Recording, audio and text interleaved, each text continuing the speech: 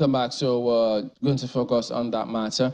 And as you've seen, Mohammed Ali Jajari, the governorship candidate of the People's Democratic Party in Borno State, joins us this morning. We've reached out to the police in the state as well as the All Progressives Congress in the state, but we've not been able to get any representation.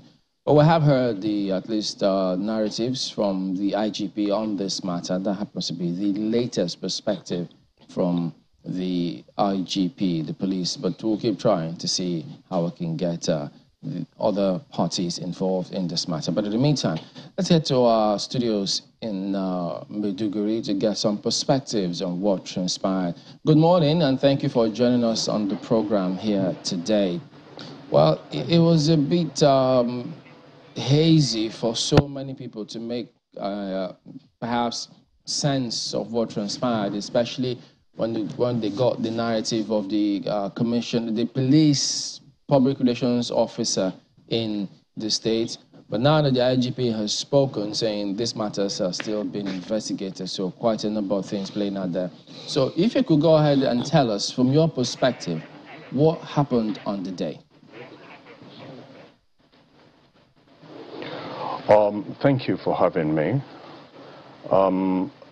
What happened day before yesterday was the PDP presidential candidate, Atiku Abubakar, and PDP stalwarts and supporters came to Maiduguri. I received them, and we went out on a rally.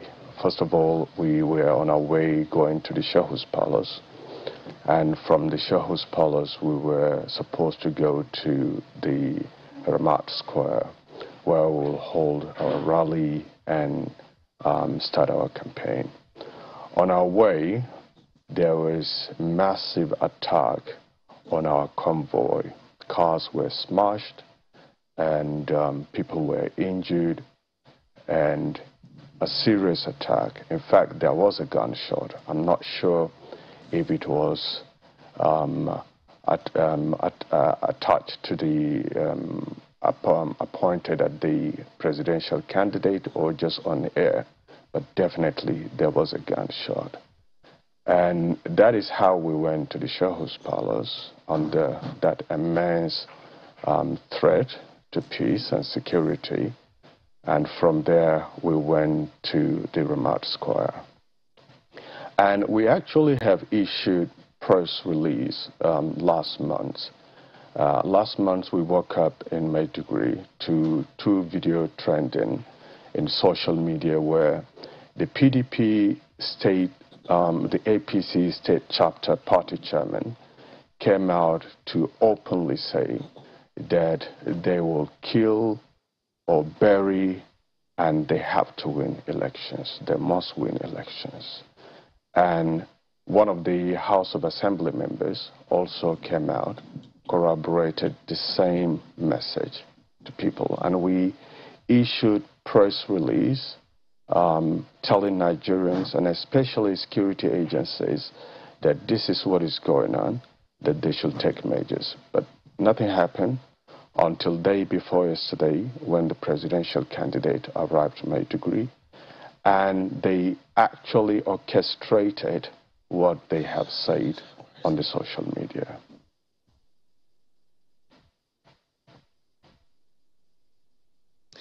I'm sure you've... Can you hear us? Because we can hear you loud and clear. I just wanted to confirm if you have also seen the statement of the police, which initially dismissed the reports of the attack on the convoy. It says that the rally held peacefully. So can you confirm to us, was this attack at the rally or was it after the rally? There was attack at the rally. In fact, I had a call with the Commissioner of Police, and he said that he did not say there is no attack. There is an attack, but what he was denying is that there is no gunshot attack. That is what he said to me. And I said to him, it could be on air or it could be anywhere, but there is a gunshot attack. So nobody is denying that there is an attack. There is an attack, but what they were saying, that there is no gunshot attack. which I have said to him that definitely there is gunshot attack. I will not say it was appointed at us or whatever, but there is a gunshot attack. Well, I have read the statement of the police, and I didn't quite see anywhere where they even acknowledged that there was an attack, be it gunshots or whatever. What they claimed is that they have somebody in custody with stone exhibit. That's the most that they acknowledged. But can you clarify for us if this attack happened at the rally? Because part of what the statement reads, I'm trying to see if I can get it out for our viewers, is that the CP, the Commissioner of Police, was actually at the rally of your party to ensure that everything went smoothly. Is that correct? He was at the venue. He went to the venue, but he wasn't around when we were doing the rally. There is an attack. People were injured. One of the casualties even died last night. We took names and details of those people. Some of them were in hospitals, and we went and saw them. So there is an attack. Over 100 and something people were injured, and one of the casualties last night at about 9 p.m. died. That's really sad to hear. I mean, may the soul rest in peace. It's really sad to hear that somebody attended a rally and, you know, shortly after the person lost his life owing to an attack that happened. The only thing we are just trying to get is to straighten, because, I mean, this ought not to be controversial. It should be that when you say something, the police is able to corroborate and say, you know, this is what happened from what we can see. But when we see that, you know, they're discordant tunes, the best we can try to do as media people who are not even there is to try and bring, you know, to try and lay it out based on what it is that we have heard, and try to see how we can straighten it so that we can prevent this. Because part of what we heard, part of what was reported, was that the APC had done an empowerment program the day before, and that I think the people were asked to come and collect the instruments for the empowerment program the following day, which was the same day when you were doing your rally. Was that correct? Are you aware of any empowerment program that had gone on the day before? Because if that is, I mean, the police have been saying that they have been trying to avoid the situation whereby two major political parties or political parties have events that are happening on the same day, that these sort of situations usually breed conflict. Yes, I heard that there is empowerment program, but that empowerment program was a decoy, was just a ploy to sort of an excuse for them to do what they're doing. We had just, I think, 4 or 5 campaign rallies throughout since the campaign was allowed. And we have communicated to them that President PDP candidate is coming, and that should be our day. There shouldn't be 2 parallel events going on, be it empowerment program or political rally at a very close venue. So this is just an excuse for them to carry out what they have done. In fact, what they have done is to try and lure people away from our rally in the name of empowerment. They took out all the tricycle and the buses so that they're not allowed to come and receive our guests. So they took them away in the name of empowerment. They shut down all the local governments, the exit to the entrance to Maiduguri and all the exits, that nobody can go out or come in, so that the president should not have massive supporters from the 27 local governments. So the people we have in our rally were just people in Maiduguri Metropolitan Council. We have mobilized people from all the 27 local governments. We're not allowed to come in. They just close all the gates. and people were stranded, and we just did what we have to do with the people in Maiduguri Metropolitan Council. And personally, what is surprising to me is that the state governor, who is supposed to be the chief security officer in the state, did not found it expedient to come out and denounce what his state party chairman is doing, what his major stakeholders in his party are doing. We're hoping that his judgments are not declouded by his political partisan interests. Okay, well, we certainly hope to get a response from the governor of the state, who is supposed to be the chief security officer of the state. But I'd like you to just confirm once again, did this attack happen twice in two different places, or was it at just one spot? Was it at the rally, or was it around a roundabout as we're reading here? Throughout the journey from the airport to the Shahus Palace, they have mounted what we call them civilian JTF. They removed their uniforms, put down their identities, and they mobilized them. They mobilized them across the street throughout to the Shahus Palace, and there were stones and sticks and you know, so many. So it's not just one place, it's throughout. They lined them up throughout the street from the airport to the Shahus Palace. So this happened on your way to the Shahus Palace, not at the grounds of the rally? Yes. No, on our way to the Shahus Palace, and from the Shahus Palace to the Ramat Square. It's amazing then that this didn't deter you from, you know, still holding a successful rally.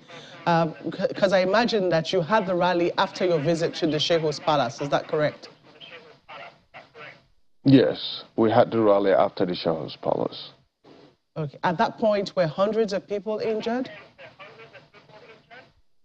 So many, more than 100. I just said that one of them died last night. So many. We have taken their names and addresses, phone numbers. These are all available. We're not making it up. You can find out. If there is someone interested, they can find out what happened and how it happened, where they were hospitalized, where they were treated, and all that. Our health committee, because in such gathering, we had a committee on health, where they're taking care of all these people. Even at the venue, so many people were treated, and the injuries were so heavy that we had to send them to the hospitals. Well, was there any attack at the rally, at the venue of the rally? At the venue, no. So everything at the venue went very peacefully, no attack whatsoever, no incidences whatsoever at the rally? Yeah, the venue is peaceful. We came in, all our supporters, fine. We did our rally, and it was peaceful. But the same people were on the same streets when we were leaving from the rally to the airport, as the presidential candidate leaving to the airport. I want to assume that the presidential candidate always had security detail with him. Is that correct? Yes, he does. Okay. Were they able to curtail anything? Were they able to arrest any one of the people who were fomenting the trouble? In fact, they have arrested few, and the state police came and we're asking, but they said that they have to go with them. I'm not sure if they did, but yes, some of them were actually arrested by the candidates' security details. Now, earlier when you were talking, you said that you had some information from some people who were already issuing threats, and you sounded like you had some specific names. If that is correct, that you have some specific names of people who are threatening the peace, Were these names given to the authorities? We have written petition to the Office of IGP, to the Office of DSS, to the Office of National Security Advisor, to all of them. And we have copied the state chapter as well. That was done last week, just way before the rally happened. So we have submitted all that, but to the best of my knowledge, no action were taken. How many people were on that list, were included in the letter that you sent to the authorities? Are you referring to the people that issued the threat, yes, or the security agencies? The people that issued the threats. Well, mainly two people. Who? The state party chairman and one member of House of Assembly, the sitting House of Assembly. And this information is right there, you know, with the authorities, the IGP and the other people that you mentioned? Of course. Okay. Well, again, my colleague already commiserated with you, and we do as well, concerning the person who you said died. Thank you. But then do you have, how many casualties do you think could already have a reason from this attack that you talked about? How many people died? How, you know, you've mentioned the name of the list, the number of people who were wounded, but what's the number of casualties from what you know? Over 100. I'm sure over 100. In fact, I had a report. No. Just a second. 170. Just 1 second. The number of people that died, not the number of people wounded. No, the number of people that died, so far I just heard of one last night. In fact, we were supposed to go see him this morning in the hospital, but just before I went to bed last night, I was told that he died. So wait, you haven't visited the hospital ever since the attacks? Yeah, it's mainly two hospitals in Maiduguri, the State General Hospital and the University of Maiduguri Teaching Hospital. Oh, why did you consider it important to visit almost as soon as it happened? Pardon me?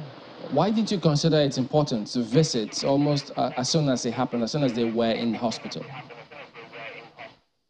No, we're just hearing, because these are names that people are bringing, compiling them. We are not even aware that actually we heard about the casualties, but we don't even know. Some of them are still in hospital. Okay, because I thought that the PDP issued a statement saying about 70 people were injured and several others, and many were wondering, would that not have been sufficient or cause to somewhat postpone that campaign in respect of those who were injured? You know, what happened is most of the people, as I said, were treated at the venue. They just used some plasters and all that. It's only the serious ones that were taken to the hospitals. The police, why is it that your party was somewhat quick to point accusing fingers at the opposition party? Because there are those who also, I mean, yes, the police put out a statement that a certain, I think, Danladi Abbas has been arrested. They didn't say he's a member of any political party. And they also question that your emergence as the candidate was not exactly smooth. So why quick to point accusing finger at the opposition party? The opposition party is issuing threats long before this event happened. We have reason to be cautious. We have reason to draw attention. And it happened, not like it's going to happen. It actually happened. But does that invalidate those, or perhaps you should speak to that? There are people who are not happy with your emergence. Did you rule them out as well within your party? Well, within my party, I mean, of course, every people have intra-party challenges. I mean, I'm a young man. I am not the typical politician. I came in and I contested, and people were tired of the way things are going, and they elected me to be the candidate. And all what I have said is that I'm not going to sell my ticket, because that is what the opposition is doing. They are always in bed with whoever that is the candidate in opposition. And they will give you money, they will give you whatever, and then you will do nothing. You will not go out openly campaign. You just do certain things and literally sabotaging yourself so that they emerge as a candidate. And I said, this is not what I will do. I will come out, even if I have one vote, I will, and that's it. And people are happy with this. People in Borno State. Pardon me, I was just going to say, when you say you're not a typical politician, and that's what we're asking, because when certain establishments don't want to see change happen, and so they could get really angry. So wouldn't it, do you consider it a good idea, or doesn't it make sense when they say, look, rather than just point fingers in one direction, wouldn't it be advisable or helpful for even you as a candidate to know where this exactly is coming from? Is it from your party? Is it from the opposition to help your plan? So making that wider kind of helps, because after all, that is what anyone who is investigating, the police for instance, may do to make everyone a suspect until they get the actual people.